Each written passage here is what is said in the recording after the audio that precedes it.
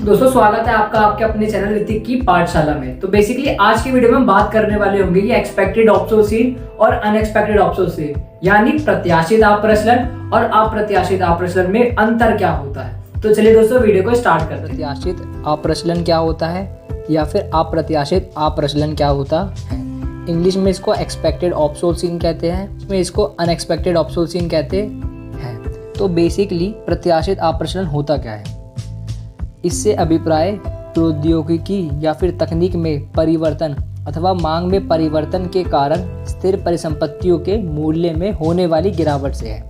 मतलब क्या है, यानी अगर किसी फिक्स एसेट्स की वैल्यू कम हो रही है, वो भी क्यों चेंज हो रही है, टेक्नोलॉजी में चेंज के कारण या फिर उसकी मांग में परिवर्तन के कारण, तो उसको हम प्रत्याशित अपप्रचलन कहते हैं। तो जितने भी प्रोड्यूसर्स होते हैं वो इस चीज़ को अपने दिमाग में रखते हैं। लाइक मान लीजिए मोबाइल बनाने वाली जितनी भी कंपनियां हैं, तो वो अपने दिमाग में एक बात को रखती हैं कि वो अगर आज कोई मोबाइल का नया मॉडल लॉन्च करती हैं तो आज से आने वाले कुछ महीनों बाद उनके उस मॉडल के प्राइस कहीं ना कहीं कम हो जाएंगे।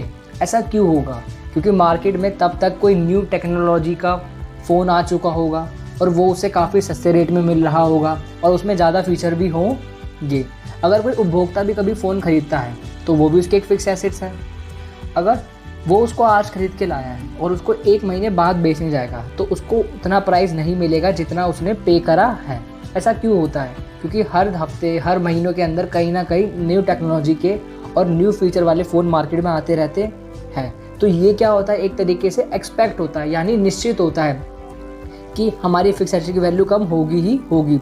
अब न्यू टेक्नोलॉजी आएगी तो लोग न्यू टेक्नोलॉजी के फ़ोन को ज़्यादा खरीदेंगे, जिससे पुराने वालों की डिमांड क्या होगी, कम होगी। और हमें पता है कि जब किसी चीज़ की मांग कम होती है ना तो पूर्ति सेम रहती है, तो कहीं ना कहीं उसकी कीमत गिरना स्टार्ट हो जाती है। तो इस केस में भी तो फिक्स एसेट्स की वैल्यू गिरी रही है। इसी मारे इसको हमने एक्सपेक्टेड ऑब्सोल्यूशन यानी प्रत्याशित अपप्रचलन कहा है। तो अगला आता है अनएक्सपेक्टेड। तो अनएक्सपेक्टेड मतलब अप्रत्याशित, यानी जो हमने एक्सपेक्ट नहीं करा था, हमें नहीं पता था कि फ्यूचर में ऐसा भी हो जाएगा कि इसके कारण हमारी स्थिर परिसंपत्ति की जो कीमत है उसमें गिरावट आ जाएगी या फिर उसके मूल्य में गिरावट आ जाएगी।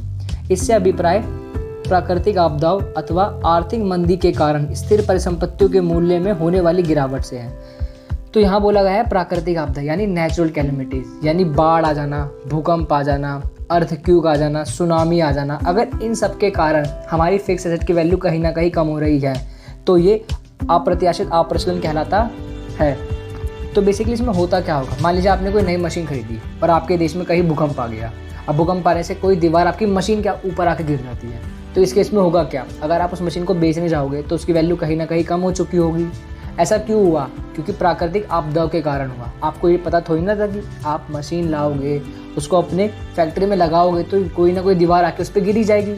ये तो प्राकृतिक आपदा है, भूकंप आया, वो आपकी मशीन के ऊपर गिर गई और आपकी जो फिक्स एसेट की वैल्यू थी वो कम हो गई, क्योंकि जब उसको बाजार में बेचोगे तो लोग उसको उस रेट पे नहीं खरीदेंगे जितने पे आपने उसे खरीदा था। तो बेसिकली आर्थिक मंदी होता क्या है कि इसमें चीज़ों की डिमांड क्या होने लगती है, धीरे धीरे कम होने लगती है। इसके बहुत सारे कारण होते हैं। तो बेसिकली आर्थिक मंदी के समय लोग बचत पर यानी सेविंग पे ज़्यादा ध्यान देते हैं और खर्चे यानी एक्सपेंडिचर पर कम खर्चा करते हैं। तो दोस्तों हमारा अगला पॉइंट निकल कर आता है, ये मूल्य ह्रास का एक भाग है। जब हमने डेप्रेशन के बारे में पढ़ा था तो उसमें हमने 4 बातें पढ़ी थी कि डेप्रेशन लगने के क्या कारण होते हैं, जिसमें हमने पहला पढ़ा था यूसेज यानी प्रयोग, फिर अगला पढ़ा था नॉर्मल वियर एंड टेयर यानी सामान्य टूट फूट, फिर उसके बाद पढ़ा था हमने एक्सीडेंटल डैमेज और उसके बाद पढ़ा था हमने एक्सपेक्टेड ऑब्सोल्यूशन जिसे हम प्रत्याशित अपप्रचलन कहते हैं। तो जो हमारा एक्सपेक्टेड ऑब्सोल्यूशन है वो एक तरीके से डेप्रेशन के अंदर आया था।